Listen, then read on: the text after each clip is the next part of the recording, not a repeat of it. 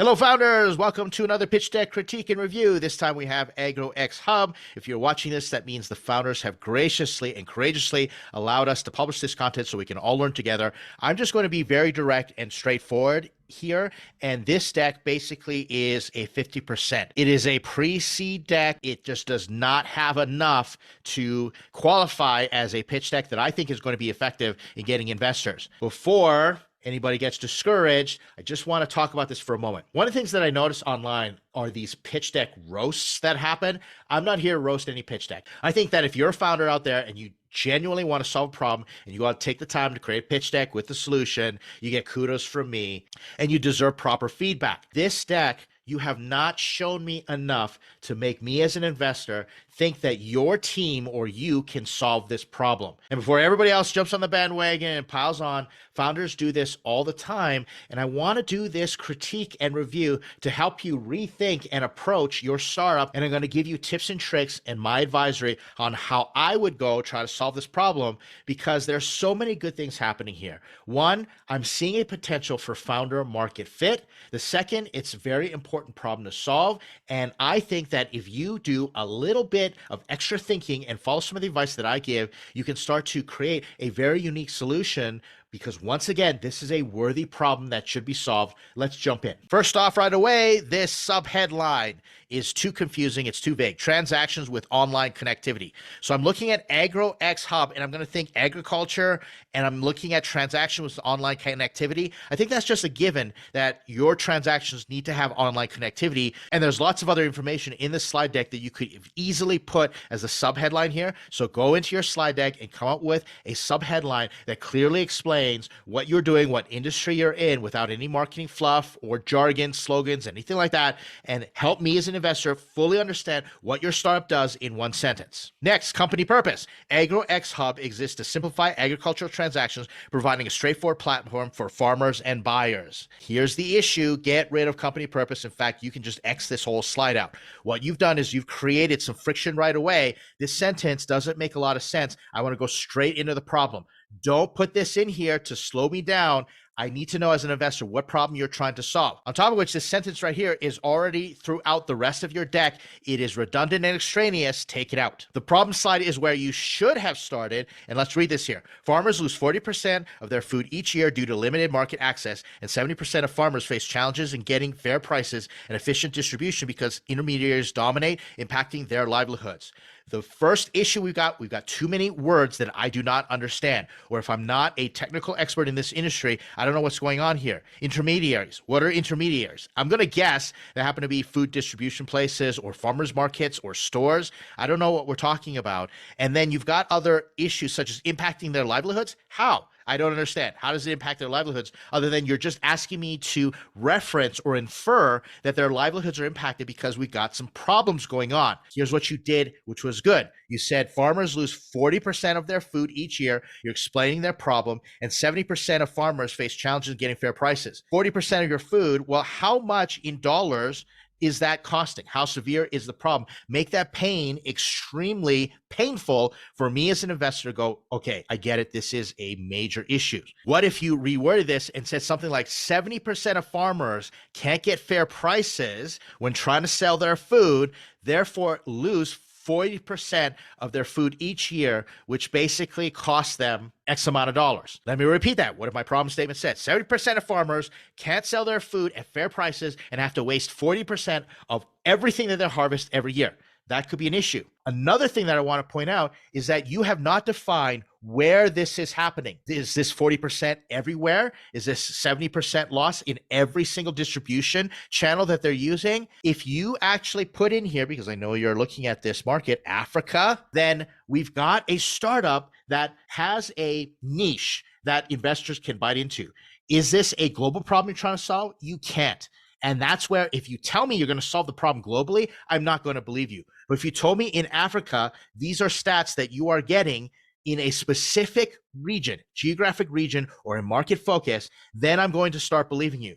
You want to focus. So this has got to be much more focused for you to show the investor that you know what you're talking about. Here's a solution slide. Our platform provides farmers direct market access, bypassing intermediaries. There's that intermediary word again, which I don't understand, but I know enough where you could possibly say allowing farmers to sell directly to consumers, ensuring fair prices and efficient distribution, effectively addressing food loss and improving livelihoods. I get it. You're reverse engineering the problem solution. You're saying that the problem affects the livelihood of farmers. You're improving their livelihoods. I don't know by how much, what is going on. This is a little too generic and subjective. So I'm going to get you to get rid of this. But here's where I'm really struggling, because you're saying that you're going to give direct access. So there's direct sales to consumers. So you're going to sell.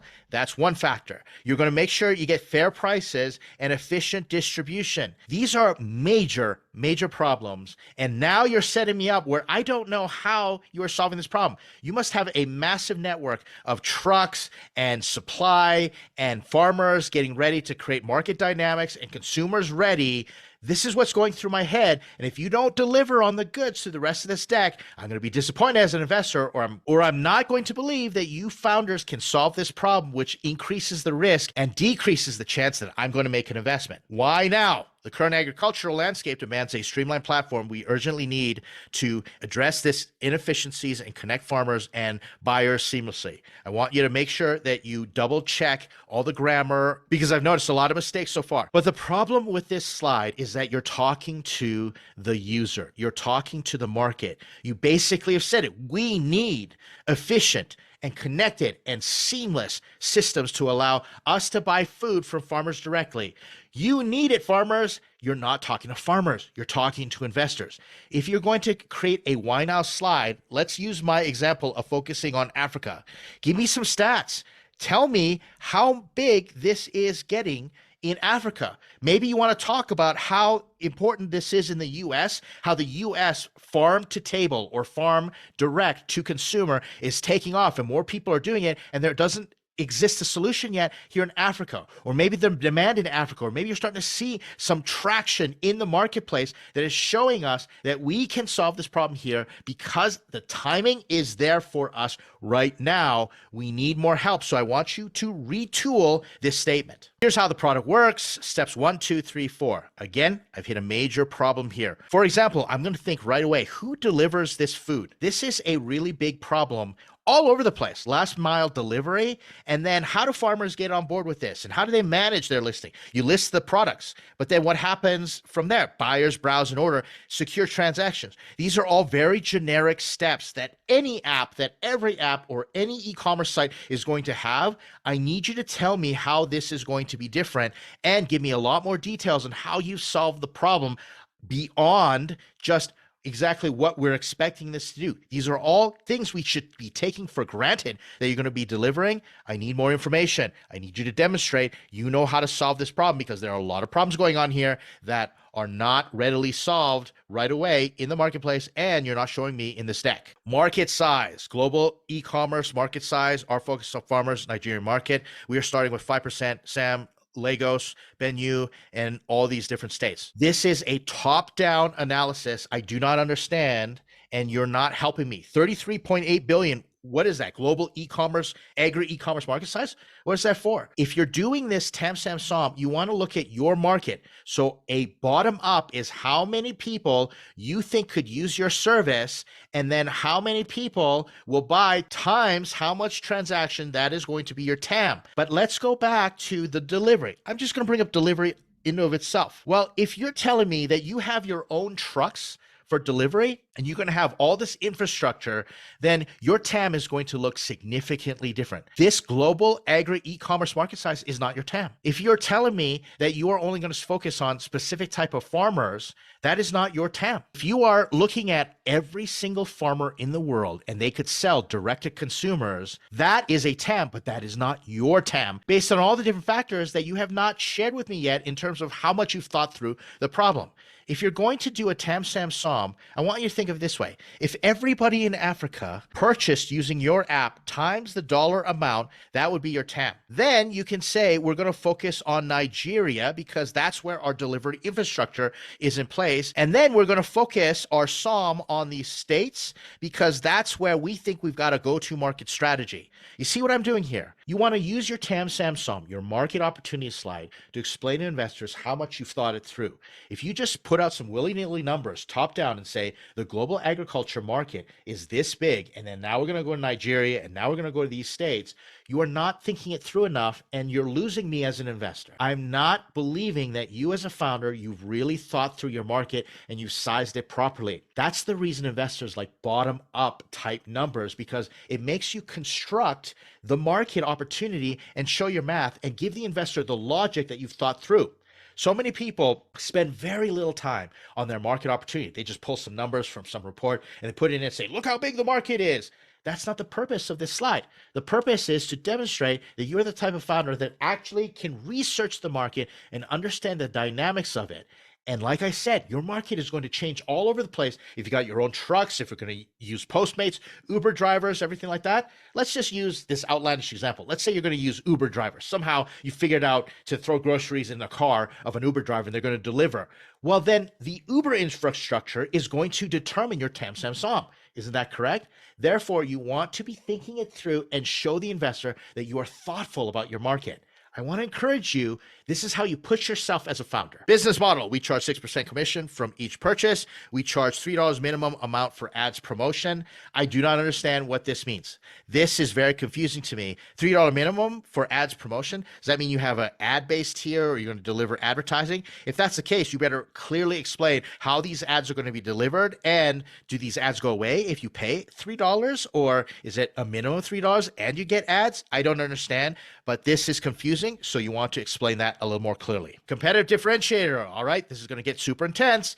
Competitors focused on buying and sourcing products from farmers. Our solution is to build e-commerce marketplace with farm support services, connecting farmers to buyers, which provides buyers with a solution for their sourcing needs. This is all generic and it's very ambiguous. You haven't given me a differentiator whatsoever. Let's look at all the competition out there and what they could be doing. And I can think of all the different competitors that are out there, and you haven't given me really any information other than generic promises. So this is a big question mark for me, but I'm going to suspend judgment for a moment. And we're going to go to this next slide to try and come up with a little bit of logic that will help me. That is an issue though, because if you make the investor think just a little more, a little too much, you're going to lose them. Let's look at the competitive advantage. You've got AgroX Hub, Vendees, Tridge, OmniBiz, Traders of Africa. I'm stuck on the delivery. Who's delivering here and how are they delivering? Let me stop for a moment, because by this moment in time, you might be thinking, why is Ed so obsessed with delivery?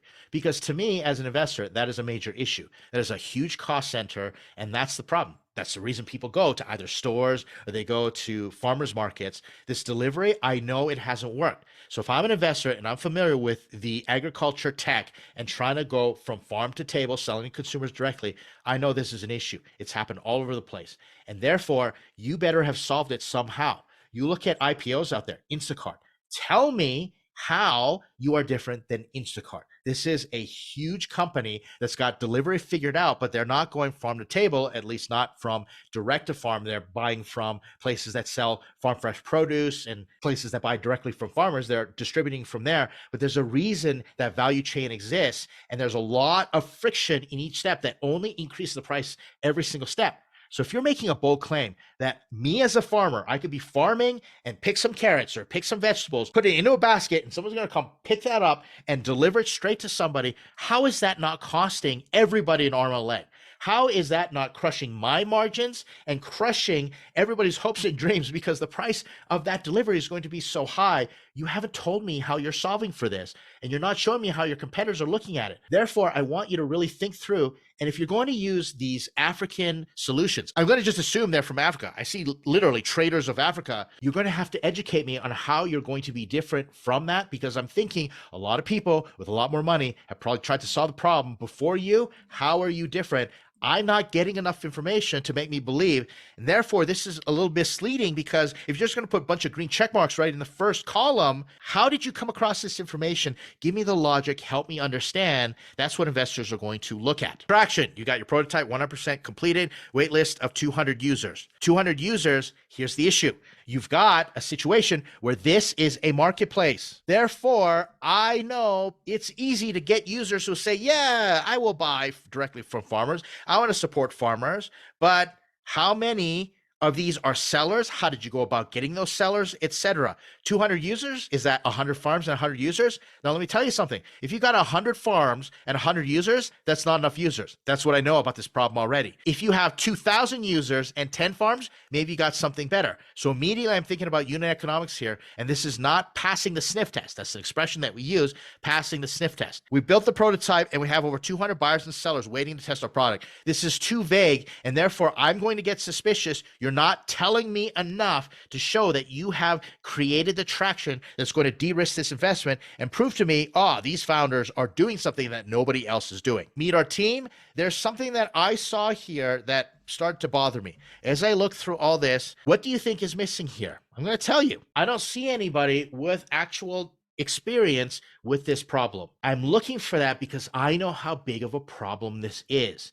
You don't have enough experience. I don't believe that you can solve it. Therefore, you're going to have to come to me with a team, with advisors, or somehow show me that you know how to fix this problem. I see in this startup some very well-intentioned people that probably understand what's going on. And most likely you're passionate and you care about the problem and you love to eat food directly from farms. But from a technical standpoint, to understand this founding team knows what it's going to take to stand up this type of solution and address the problem, I'm not getting it. Furthermore, I don't see anything here that's going to tell me that you know how to go and address things if things start to go sideways. How do you fix when challenges are going to come? If you're going to say, this is our best team, it's not good enough because you don't have the domain expertise to show me what's going on. That's easily addressed if you can go out and get advisors and start to bring in that expertise on that team to tell investors you can do it because you've got amazing people who are helping you. You're seeking $250,000. This is your ask slide. Here's the issue is I don't understand. This is not a milestone. You're saying we just need fuel for our development and innovation. Okay, that's what all investment is going to go for. Development and innovation. That's what I'm expecting. What's the milestone? Help me understand the milestone, because if you have the prototype, what is next as far as your development is concerned, and what is the actual metric that you're going to be measuring? Because again, $250,000 is a drop in the bucket compared to this problem. If you're telling me you only need $250,000, you better have so much infrastructure in place. Just one delivery person with a truck to run around and drive around is going to take up half of your budget right there. If I'm thinking the same thing in terms of the market challenges that I'm going to predict are happening. So $250,000, it doesn't work as the story. Again, I want to encourage you. $250,000. I like the fact that you're going to raise $250,000. It's easy entry and you can do this. But I want you to push this idea. I want you to tell me, if you had $250,000 and you could solve one problem that farmers are facing in selling their stuff, what could you do for that $250,000? What is a unique insight that you have that investors go, okay, if they can dominate and they can stand up the solution and get these farmers on board, then I can give them more money and start to expand into delivery, into direct distribution, into a fair marketplace. Well, what's going on there? What could you do for them? Maybe you want to focus on just one type of product. Maybe you're selling a particular type of product from a farmer that people are overlooking, that these other big companies who probably have lots of funding, they can't compete with you on, or they don't want to because they're like, that's not for us. That's just not an idea that we're going to waste our resources on. And you're flying under the radar, and then suddenly, poof, you've got all these farmers moving a certain type of product through you, and you've got them on your list, and then you can add more services. That's what they call land and expand. I don't know what that looks like. But as I go back to the beginning, what I said, I want to encourage you. You're embracing a really big problem, an important problem. I like that. I love founders who want to embrace important, big, hard problems. But the way you're going about it, you're not giving investors confidence. You're not going to raise money if you take a generic approach. You want to focus and you want to differentiate. You want to answer 3 questions for the investor. I'm giving you all this extra advice here. You want to answer why now, which you've talked about, but you didn't give me any information. Why now in Africa? Why is this suddenly a thing that you're going to be able to do where other people haven't? Or why now is it that the industry or the market is to a point where you can do it better, which gets us to the next point. What makes you different? You haven't shown me in this deck anything that truly makes you different from the other solutions that I know exist out there and the alternatives. And then finally, why you? What makes your team different? Why do you have the domain expertise? Or why do you have the skills, the chops, the swagger, the confidence, the knowledge to persevere when this problem gets really difficult to solve? You're not answering that question for me. Go back and rethink and go back to something that's called idea validation and start to rethink. You've got 200 users already. Go back and talk to them and say, if we narrowed everything down, what's something that we can focus on? You see what I'm getting at here? I'm trying to help you be successful by making you rethink how you're going to stand up your solution. Is your idea valid or not? And can you get it to the point where you're raising the $250,000 to do something meaningful with it that other investors go, holy, look at what they've done with $250,000 in a massive market in Africa with a very important problem, such as making sure that farmers don't waste 40% of their harvest and their yield. They can sell directly. People get nutritious food at fair prices. That's a great problem. Make the investors go, wow, look at what you did. I'm going to give you $1 million or $2 million because look at what you did with $250,000. If you can stand something up for even $75,000 or $50,000, solve one problem, prove you can do it, and then start raising from there, you're going to be just fine. A valiant effort. I just want to encourage you one more time. Please hear this for what I'm saying. I want to encourage you as a founder for embracing this problem. Now, hopefully, I've given you enough advice for you to reconsider the way that you're approaching this, and you're going to keep going. I can't encourage you enough. Let's keep going. Thanks again for sending your pitch deck.